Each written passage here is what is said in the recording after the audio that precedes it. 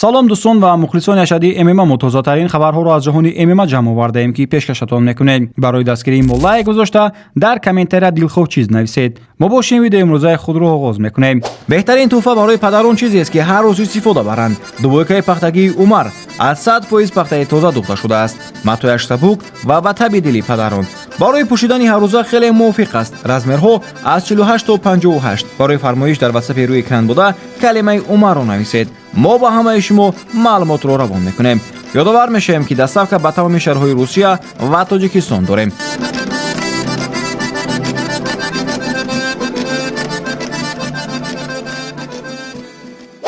муҳорибаи Хафиз Сакибеков бар зидди Тимур Валиев дар мусобиқаи ACA 206 баргузор намешавад. сабабаш Тимур Валиев бинобар ҷароҳат аз муҳориба даст кашид. ҳоло созмони ACA барои Хафиз Сакибеков рақиби нав меҷӯяд.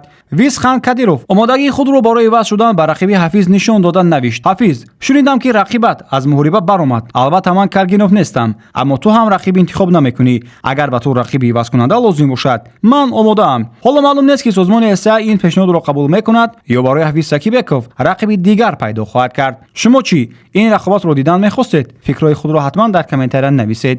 реванши Арман Сарукян ва Чарлз Оливейра расман тасдиқ шуд. ин ду ҷанговари машҳури вазни сабуки UFC рӯзи 19 сентябр дар мусобиқаи UFC 331 дар шаҳри Лос-Анҷелес дубора бо ҳам рӯбарӯ мешаванд. дар ин муҳориба Чарлз Оливейра камарбанди BMF-ро ҳимоя мекунад. барои Арман Сарукян бошад, ин имконияти муҳим аст то бори дигар қувваи худро бар зидди яке аз беҳтарин ҷанговарони дивизион нишон диҳад. аввалин муҳорибаи онҳо моҳи апрели соли 2024 баргузор шуда буд ки дар он Арман бо қарори ҷудогонаи даварон пирӯз шуд. баъд аз он Сарукян бояд барои камарбанди UFC бо Ислом Махачев мубориза мебурд, аммо бинобар ҷароҳат аз муҳориба даст кашид. баъдтар ӯ бар Дэйн Хукер бо усули таслимкунӣ пирӯз шуд. Оливейра бошад баъди муҳорибаи аввалаш бо Арман чанд рақобати муҳим гузаронд ва ҳоло ҳамчун яке аз хатарноктарин ҷанговарони вазни сабук ба октагон бармегардад. интизор меравад ки рақобати дуюми Оливейра ва Сарукян яке аз муҳорибаҳои ҷолиби UFC 331 мешавад. Магомед Анкалаев бо суханҳои Пауло Коста ҷавоб дод. пеш аз ин ки Коста гуфта буд ки баъди пирӯзии Анкалаев бар Богдан Гусков ӯ ба мубориза барои камарбанди қаҳрамонӣ наздик нест. Анкалаев бошад гуфт ки омода аст бо Коста мубориза барад. ӯ навишт: ҳамон рӯзе ки ман муҳорибаи охиринамро гузарондам, ба ман пешниҳод карданд ки бо ту ҷанг кунам ва ман розӣ шудам. агар ту омода бошӣ, мо метавонем мубориза кунем. барои ин баҳона ҷустуҷӯ кардан лозим нест. ёдовар мешавем ки Магомед Анкалаев дар мусобиқаи асосии UFC Fight Night 282 дар Абу-Даби Богдан Гусковро дар раунди панҷум бо нокаути техникӣ мағлуб кард. баъд аз ин пирӯзӣ Анкалаев гуфт ки мехоҳад рӯзи 24 октябр дар UFC 331 ба октагон баргардад ва бо Пауло Коста рақобат кунад.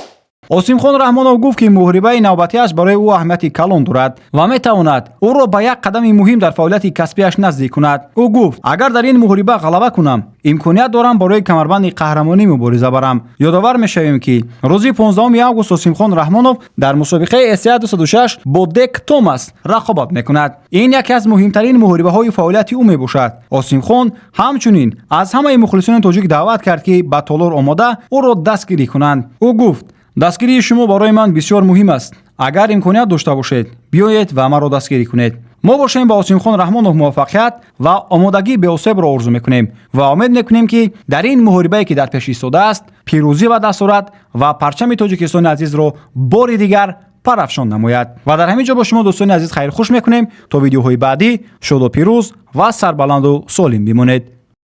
Дорогие друзья, ассаламу алейкум, всех приветствую. 15 августа Рахмонов Осимхон возвращается. Жду всех 15 августа, ЦСКА арена.